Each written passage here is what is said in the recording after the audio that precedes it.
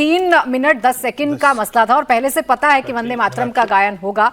मैं सर एक खबर और बता दूं, उस पर फिर आपके कमेंट ले लूंगी। इसी से जुड़ी हुई है, कांग्रेस की मुश्किलें कैसे बढ़ रही हैं और राहुल गांधी की मुश्किलें कैसे बढ़ रही हैं, इस मसले पर तो वो घिरे हुए हैं। उन्होंने जो सदन के अंदर बयान दिया उस पर भी घिर रहे हैं। अमित शाह पर विवादित बयान देने को लेकर अब उनके लिए मुश्किल आ गई है। एंटी पेपर लीक बिल पर चर्चा के दौरान अमित शाह के खिलाफ विवादित टिप्पणी करने पर राहुल गांधी को लोकसभा सचिवालय की तरफ से नोटिस भेजा गया है। राहुल ने अमित शाह पर बिना सबूत दिए आरोप लगाए थे। सदन में बिल पर चर्चा के दौरान राहुल ने इडियट और अंधभक्त जैसे शब्दों का भी इस्तेमाल किया था। हालांकि स्पीकर ओम बिरला ने इन शब्दों को सदन की कार्रवाई से हटा दिया था, लेकिन बीजेपी सांसद अनुराग ठाकुर और संजय जायसवाल की शिकायत पर अब राहुल गांधी को विशेषाधिकार हनन का नोटिस भेजा गया है और उनसे 28 अगस्त तक अपना जवाब दाखिल करने को कहा गया है। तो सवाल यह है कि अगर राहुल गांधी को दोषी माना गया तो क्या उनकी संसद सदस्यता फिर चली जाएगी? और पहली बार नहीं है जब ऐसा राहुल गांधी के खिलाफ कोई शिकायत हुई हो। जब वो बयान देते हैं सदन के अंदर खड़े होकर, उनके किसी न किसी शब्द को लेकर ऐसे ही बवाल खड़े हो जाते हैं और उनके खिलाफ विशेषाधिकार हनन नोटिस सत्ता पक्ष के सांसदों की तरफ से लाया जाता है। अब ये दो खबरें हैं हर्षवर्धन जी, एक तरफ राहुल गांधी उनकी मुश्किलें कितनी बढ़ रही हैं और दूसरा ये कि कांग्रेस अब कितनी असहज है या असहज है भी, या जानबूझकर किया गया था जो किया गया था अपने वोट बैंक को संदेश देने के लिए। देखिए, सबसे पहले तो मुझे लगता है कि कल जो कुछ हुआ है इसको शायद हम लोग ठीक से देख नहीं रहे हैं। इसका 2 हिस्सों में देखना बहुत ज़रूरी है। पहला हिस्सा ये कि देश का कानून बना, उसी संसद ने बनाया जिस संसद में सोनिया जी और राहुल जी भी थे।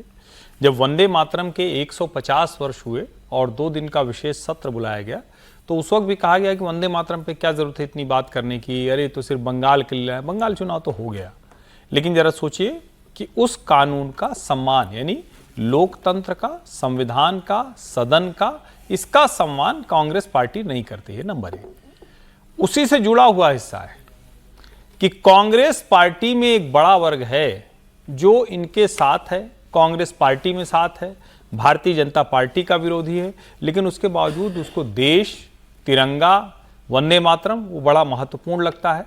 सोनिया, राहुल और खरगे जी के लाख चाहने के बावजूद उन लोगों ने क्या किया, 6 के 6 पैराग्राफ वाला वो वंदे मातरम चलाया। ये कांग्रेस के ही लोग थे ना, ये कोई भाजपा के लोग तो कांग्रेस कार्यालय में थे नहीं। तो आप इसको दोनों तरह से देखिए। और जो दूसरा वाला हिस्सा है वो इसलिए महत्वपूर्ण हो जाता है कि जब हम we the people of India, हम भारत के लोगों की बात करते हैं तो किसी एक पार्टी, किसी एक नेता, उसके समर्थक, उसके विरोधी, उससे नहीं तय होता है। लेकिन जो सोनिया गांधी, राहुल गांधी ने किया, उनकी स्पष्टता को बताता है। सहजता और असहजता शब्द का इस्तेमाल बार बार हो रहा है। वो सहज हैं, उनको किसी स्थिति में त्वं ही दुर्गा दश प्रहरण धारिणी वो नहीं चाहिए।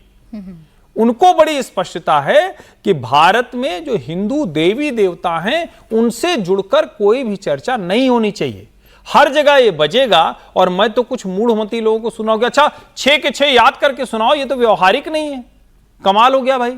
ऐसे ही लोगों की वजह से संस्कृत भाषा विलुप्त तो हो गई होगी, जो कहते थे ना कि 6 के 6 हो याद करके सुनाओ। अभी भी कह सकते हैं चलो गा दो।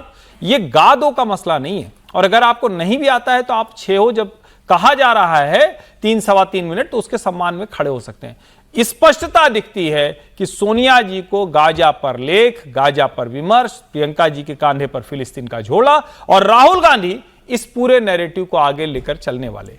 ये वो चाहते हैं, वो वंदे मातरम जिसमें देवी के साथ भारत माता की तुलना, उनकी एक कहे कि उनके समानांतर उनको सम्मान, वो उसको किसी कीमत पर बर्दाश्त नहीं करते हैं। अब ये तो भाजपा और उनके लोगों का है कि 2 दिन से कोई ना आंदोलन खड़ा कर पाए, ना कोई कानूनी प्रक्रिया ले जा पाए, ना भाजपा के पास कोई ऐसा अधिवक्ता है जिसको लेकर वो जाकर इसको मामला डालता और इसको खंडपीठ सुनती। ये तो संवैधानिक पीठ के सामने मामला जाना चाहिए। क्या नेता जो प्रतिपक्ष है जिस पार्टी का, उस पार्टी के सबसे बड़े नेता अपने जो कार्यालय में झंडा रोहण करते हैं वहां वो सम्मान नहीं करते हैं जो संसद की बनाई हुई नीति है।